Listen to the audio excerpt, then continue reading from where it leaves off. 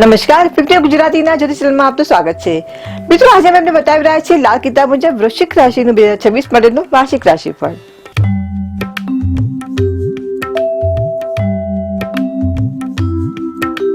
વર્ષ 2026 વૃશ્ચિક રાશિના જાતકો માટે ત્યારે સારું બનાવી શકાશે જ્યારે તે અષ્ટમના બૃહસ્પતિ અને પંચમના શનિના ઉપાય કરશે.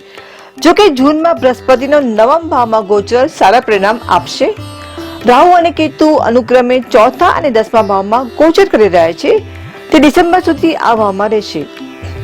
જો ગુરુ તેમને સાથ આપશે તો બંને ગ્રહો શાંત રહેશે. કુંડળીમાં ગુરુની સ્થિતિ એકમાત્ર અનુકૂળ છે. તો ચાલો હવે વૃશ્ચિક રાશિના જાતકોની વાર્ષિક રાશિ પર જોઈએ વિસ્તારપૂર્વક. વૃશ્ચિક રાશિના વર્ષ 2026માં મુખ્ય 4 ગ્રહોની ગોચર સ્થિતિ જોઈ લઈએ. ગુરુ જૂન સુધી 8મા ભાવમાં ગુરુ ગ્રહ બેસવાથી અંધારા લાભ થઈ શકે છે, પરંતુ તે સમસ્યાઓ પણ ઉભી કરી શકે છે. જૂન થી ઓક્ટોબર દરમિયાન 9મા ભાવમાં ગોચર નસીબ, સંબંધોમાં સુધારો અને નોકરી અને વ્યવસાયમાં લાભ આપશે. ઓક્ટોબર પછી 10મા ભાવમાં પ્રવેશ કરવાથી તે તમારા કરિયરમાં સખત મહેનત અને સફળતા લાવશે. જો કે શાપિત હોવાને કારણે 10મા ભાવમાં ગુરુ માટે ઉપાય કરવાનું ભૂલશો નહીં.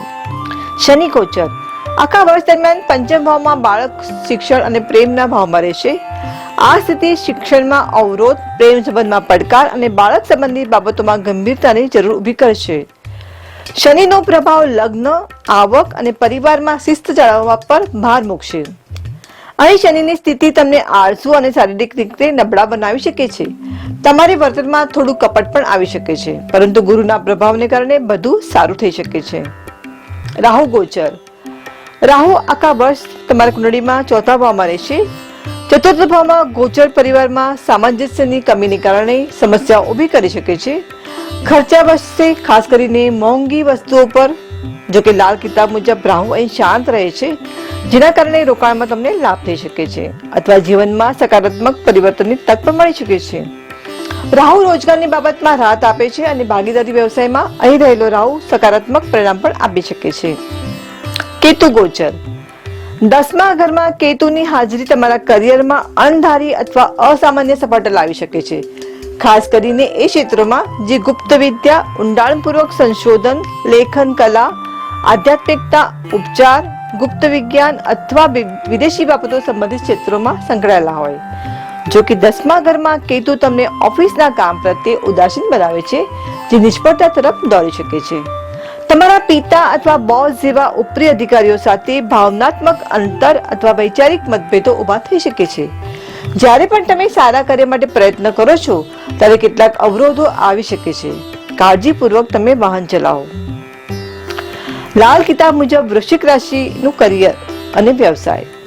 નોકરીમાં જોશો તો ગુરુ તમારા કામમાં કોઈ અવરોધ નહીં લાવે, પરંતુ 10મા ઘરમાં કેતુ તમને બેદરકાર બનાવી શકે છે, જે ખરાબ સંકેત છે. અમે તમને સલાહ આપીએ છીએ કે જો તમે તમારા કામ પર ધ્યાન કેન્દ્રિત કરશો તો તમે 4 ગણી ઝડપથી પ્રગતિ કરશો અને તમારો સારો પગાર પણ તમે મેળવશો. વ્યવસાય વિશે જોઈએ તો કેતુ તમારા કર્મ ભાવમાં, શનિ 5મા ભાવમાં અને ગુરુ 8મા ભાવમાં જૂન સુધી છે. આનો મતલબ છે કે તમારે જૂન સુધી તમારા વ્યવસાય પર ખાસ ધ્યાન આપવાની જરૂર છે. જો તમે કામ પર સખત મહેનત કરશો તો જ આવક વધશે. જૂન થી 9મા ભાવમાં ગુરુ બધું સંભાળી લેશે. દુશ્મનો પર જોઈએ તો જ્યારે તમારા દુશ્મનો તમને કોઈ પણ રીતે પરેશાન કરશે નહીં તો પણ તમે જ તમારા પર હુમલો કરશો. તમારે આનાથી સાવધાન રહેવાની જરૂર પડશે. 10મા ભાવમાં ગુરુ 6મા ભાવમાં દ્રષ્ટિ રાખીને બધું તમારા પક્ષમાં કરશે. તમારા માટે પડકારો છે. આખા વર્ષ દરમિયાન તમારે 5મા ભાવમાં શનિ અને 4થા ભાવમાં રાહુના નકારાત્મક પ્રભાવથી સાવધાન રહેવાની જરૂર પડશે. તમારું વર્તન પોતે જ એક મહત્વપૂર્ણ પડકાર ઉભો કરે છે. તમારે તમારા બાળકો પ્રત્યે ગંભીર અને જવાબદાર થવાની જરૂર છે. કામ પર બેદરકારી તમને મોંઘી સાબિત થઈ શકે છે. વૃશ્ચિક રાશિ લાલ કિતાબની આર્થિક સ્થિતિ અને ધન.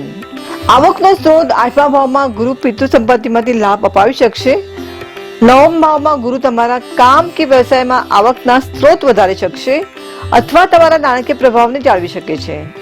જો કે 5મા ભાવમાં શનિ અને 4થા ભાવમાં રાહુ નોંધપાત્ર ખર્ચ તરફ દોરી શકે છે, તેથી તમારે સાવધાનીથી આગળ વધવું જોઈએ. રોકાણ પર નજર કરીએ તો તમારે સોના કે જમીનમાં રોકાણ કરવું જોઈએ. જો કે તમારે શેર બજારમાં જોખમ ટાળવું જોઈએ. થોડી જમીન ખરીદવી પણ વધુ સારી રહેશે. તમારા માટે સાવધાની છે કે લાલ કિતાબ ચેતવણી આપે છે, જો તમે તમારા કામમાં બેદરકાર રહેશો અને તમારા બોસ સાથે દલીલ કરશો તો તમારી નોકરી ગુમાવવી પડી શકે છે. જો તમે ઉદ્યોગપતિ છો તો તમને નુકસાન થઈ શકે છે. જો તમે તમારા માતા પિતા સાથે ખરાબ સંબંધો જાળવી રાખશો તો પણ તમને નુકસાન થશે. વૃશ્ચિક રાશિનું પ્રેમ સંબંધ અને સંતાન. કૌટુંબિક સુખમાં જોઈએ તો રાહુ ચોથા ભાવમાં રહેશે અને આઠમા ભાવમાં ગુરુ જૂન સુધી તેની પર દ્રષ્ટિ રાખશે. આ તમારા પરિવારમાં સુખ અને શાંતિ લાવશે અને તમે વૈભવ વસ્તુ પર ખૂબ ખર્ચ કરશો. 10મા ભાવમાં ગુરુ રાહુને શાંત કરશે. ટૂંકમાં ઘરનું વાતાવરણ તમારા વર્તન પર નિર્ભર રહેશે. તમારે તમારા માતા પિતાના સ્વાસ્થ્યનું ધ્યાન રાખવાની પણ જરૂર પડશે. વૈવાહિક સ્થિતિ અને પ્રેમ સંબંધ. વૈવાહિક જીવન મિશ્ર રહેશે. ભલે તમારા જીવનસાથી દરેક પ્રસંગે તમને સાથ આપતા હોય, પરંતુ તમે આને ગેરસમજ પણ કરી શકો છો. બીજી બાજુ 5મા ભાવમાં શનિ તમારા પ્રેમ સંબંધોમાં ખટાશ લાવી શકે છે, જેનાથી મતભેદ પણ ઉભો થઈ શકે છે. તમારા પ્રેમ સંબંધો વિશે ગંભીર અથવા સાવધ રહેવાની જરૂર છે. બાળકોની દ્રષ્ટિએ જોઈએ તો 5મા ભાવમાં શનિ તમારા બાળકો માટે સમસ્યાનું કારણ બની શકે છે, જે તેમના અભ્યાસમાં અવરોધ લાવી શકે છે. તેથી આ અંગે ગંભીર રહેવું અને યોગ્ય પગલાં લેવા ખૂબ જ મહત્વપૂર્ણ છે. જો કે 9મા ભાવમાં ગુરુનો પ્રભાવ આ પરિસ્થિતિને બદલી પણ શકે છે. સલાહ: તમારે શનિથી નકારાત્મક કાર્યોથી દૂર રહેવું જોઈએ અને તમે તમારા બાળકો પર ધ્યાન કેન્દ્રિત કરવું જોઈએ. તમારે રાહુ માટે ઉપાય પણ કરવા જોઈએ. તમારા વર્તન અને કાર્યો પ્રત્યે ગંભીર રહેવું શ્રેષ્ઠ છે. લાલ કિતાબ મુજબ વૃશ્ચિક રાશિનું આરોગ્ય. સ્વાસ્થ્ય દ્રષ્ટિએ જોઈશું તો ચોથા ભાવમાં રાહુ તમારા સ્વાસ્થ્યને નુકસાન પહોંચાડી શકે છે. રાહુ છાતીમાં ચેપનું કારણ બની શકે છે અને 8મા ભાવમાં ગુરુ પેટની સમસ્યાનું કારણ બની શકે છે. તમારે સંક્રમણ અટકાવવા માટે સારી સ્વચ્છતા જાળવવા માટે પગલાં લેવા જોઈએ. અભ્યાસ પર નજર કરીએ તો 5મા ભાવમાં શનિ અને રાહુ પ્રાથમિક અને માધ્યમિક શિક્ષણમાં કેટલાક અવરોધો અથવા પેદા કરી શકે છે. તમારે તમારા અભ્યાસ માટે સખત મહેનત કરવાની જરૂર પડશે, પરંતુ બેદરકારી મોંઘી સાબિત થઈ શકે છે. તમારા માટે ઉપાય છે: વિદ્યાર્થીઓએ દેવી સરસ્વતીની પૂજા કરવી જોઈએ અને મંદિરમાં પીળી વસ્તુનું દાન કરવું જોઈએ. વૃશ્ચિક રાશિ માટે લાલ કિતાબના અચૂક ઉપાય. ગુરુને મજબૂત બનાવવા માટે કરવો ઉપાય: ગુરુવારે મંદિરમાં ઘી, બટાકા અને કપૂરનું દાન કરો. ગુરુવારે ગમે ત્યારે પીપળાનું ઝાડ વાવો. ગુરુવારે ઉપવાસ કરો અથવા સૂર્યાસ્ત સુધી મીઠું ખાવાનું ટાળો. તમારા નાકને સ્વચ્છ રાખો.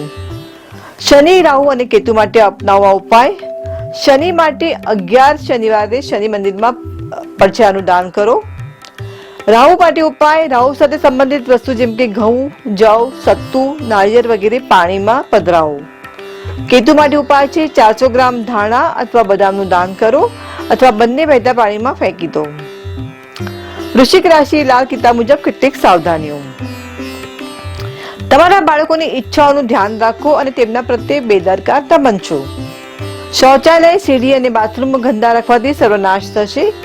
હાલમાં તમારું પોતાનું ઘર ન બનાવો, તમારા પરદાદાના ઘરમાં જ રહો. તમારા કાર્યસ્થળ પર કે તમારા કામમાં બેદરકાર ન બનો. જો તમારા કોઈ બીજી સ્ત્રી સાથે સંબંધ થશે તો તેનાથી તમારો સર્વનાશ થશે, તેથી ચેતી જાઓ. લાલ કિતાબનો સૌથી ખાસ ઉપાય: ચાંદીના વાસણમાં મધ ભરીને ઘરમાં મૂકવું જોઈએ. 10 અંધ લોકોને ભોજન કરાવો કે ગરીબ બાળકોને અભ્યાસમાં મદદ કરો. તો મિત્રો, આ તો લાલ કિતાબ મુજબ વૃશ્ચિક રાશિનું 2026નું વાર્ષિક રાશિફળ. જો આપ તમારો વિડીયો ગમે હોય તો તેને લાઈક અને શેર જરૂર કરો. અમારી ચેનલને સબસ્ક્રાઇબ કરવું ભૂલશો નહીં.